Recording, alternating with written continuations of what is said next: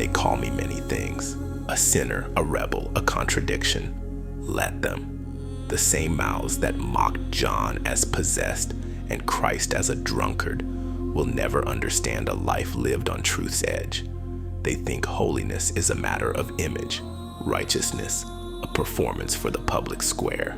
But they are wrong, always have been. Let me make this clear. You will face the same battles as Jesus and John the Baptist did, the same confusion, the same judgment, and the same damn hypocrisy that ruled in their time. Jesus and John the Baptist weren't exceptions. They were targets because they lived by a truth that humanity fears. Results don't lie, but people always do. John was rotting in prison when doubt crept in.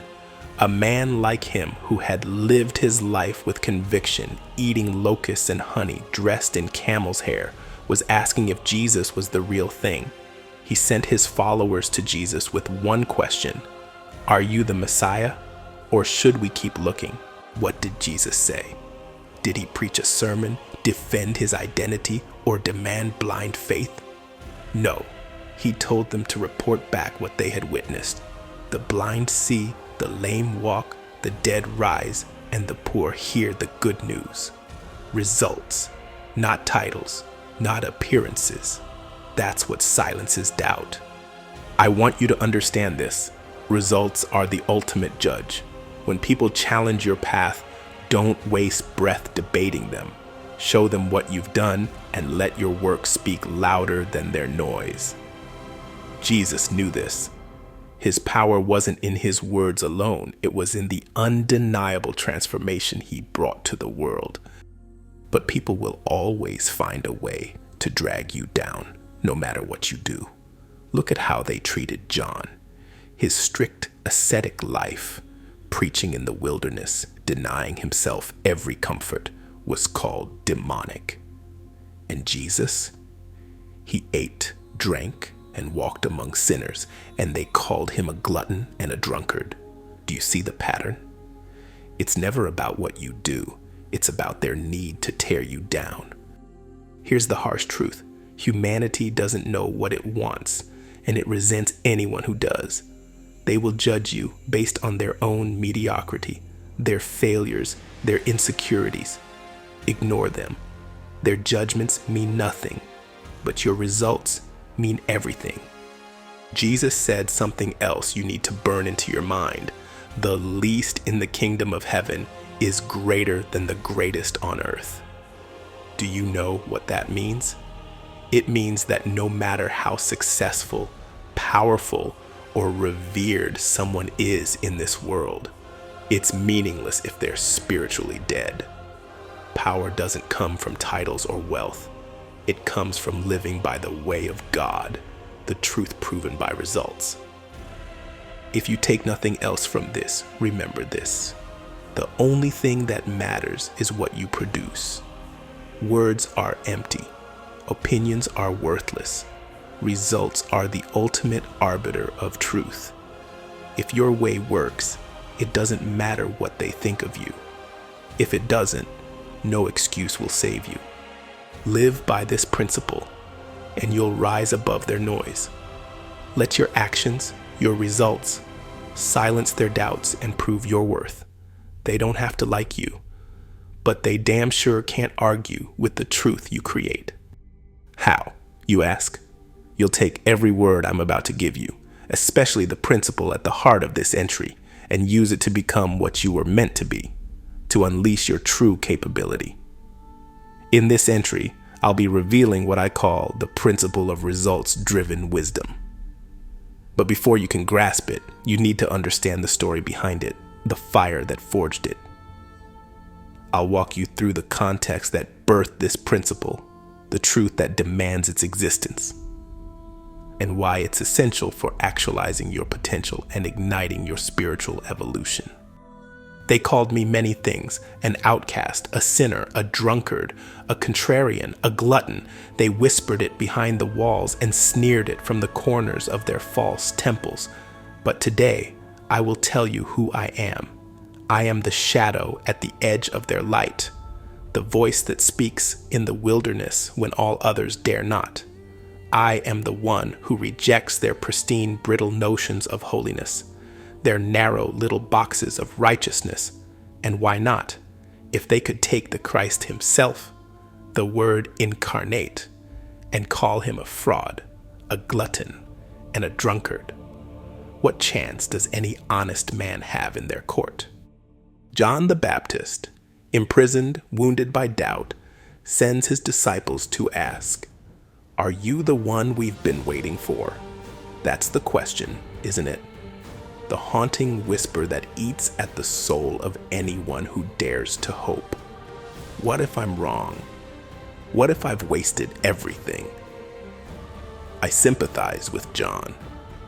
It takes courage to confront doubt, but it takes a different breed of courage to admit it aloud. They don't teach that kind of honesty in their hollow sanctuaries. No, their religion demands perfection. Perfect faith, perfect obedience, perfect masks. They banish the doubter, but Christ answers him instead. What a reply he gave. The blind see, the lame walk, the lepers are cleansed, the deaf hear, the dead are raised. He didn't need to shout his divinity. The evidence spoke for itself. Results don't need a sermon. Results are the sermon. When Christ turned to the crowd, I could almost hear the smirk in his voice. What did you go out into the wilderness to see? A reed swayed by the wind. I've met many reeds in my life. People who bend and twist under the slightest breeze of public opinion. People whose convictions are as fleeting as the sunrise, whose loyalty is for sale at the price of approval. But John was no reed. He stood firm in the wilderness, clothed not in silk, but in the authority of his truth. He didn't concern himself with appearances or titles. His was a voice that roared against the comfortable lies of the self-satisfied. Here's the irony. Even as Christ praised him, he said something that tore at the veil of human pride. Of all who have ever lived, none is greater than John the Baptist, yet even the least in the kingdom of heaven is greater than he is. Think about that for a moment. Even the greatest among us, greater than kings, prophets, and conquerors, stands as a speck compared to the least in the kingdom. It's a humbling truth, one that dismantles every ladder men build to climb above one another.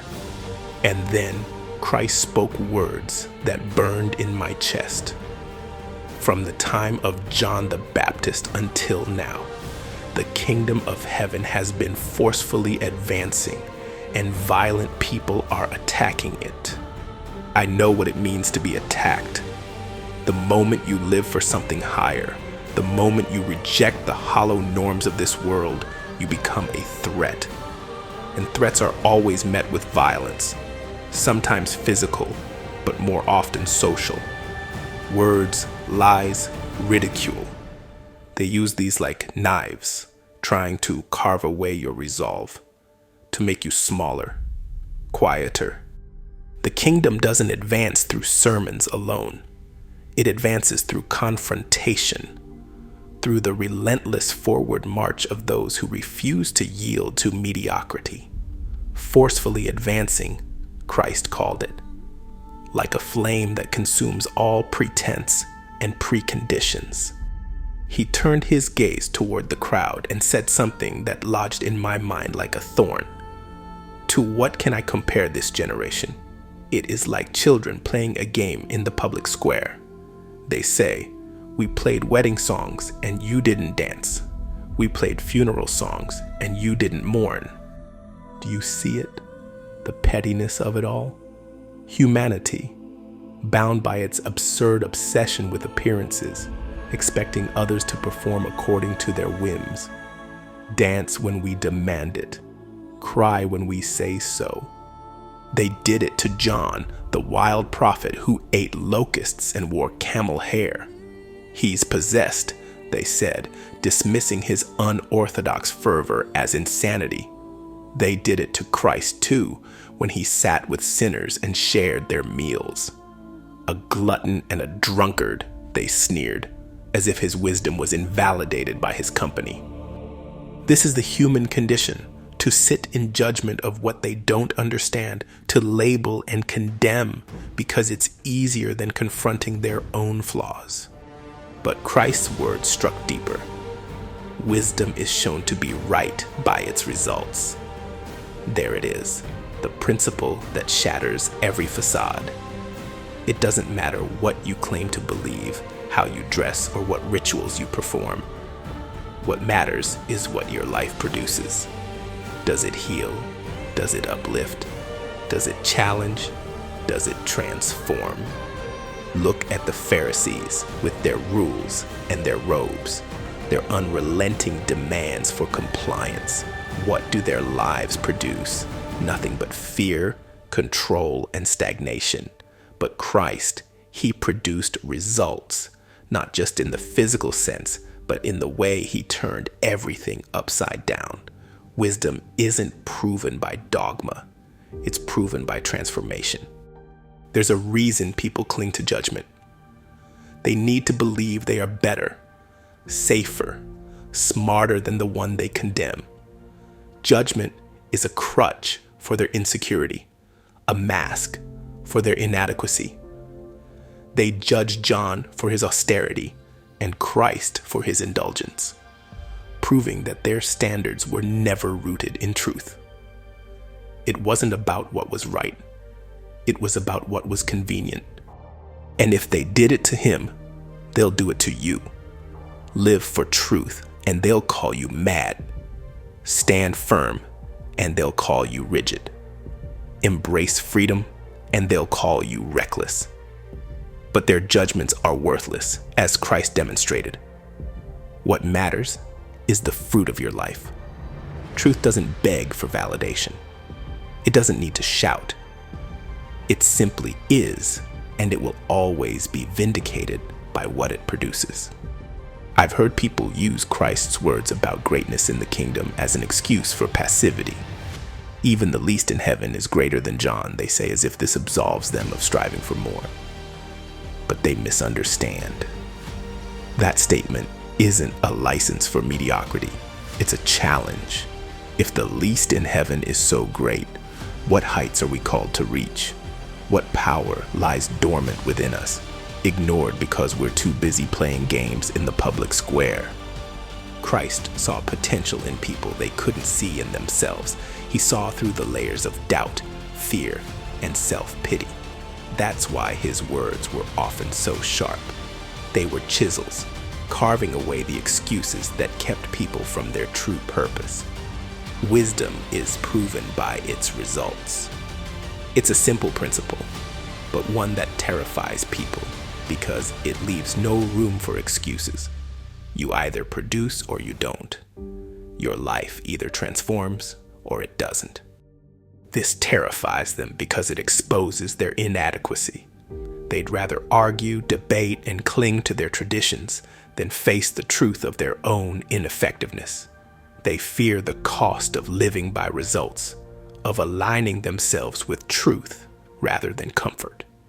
And there is a cost. Living this way isolates you. It makes you an enemy of the status quo.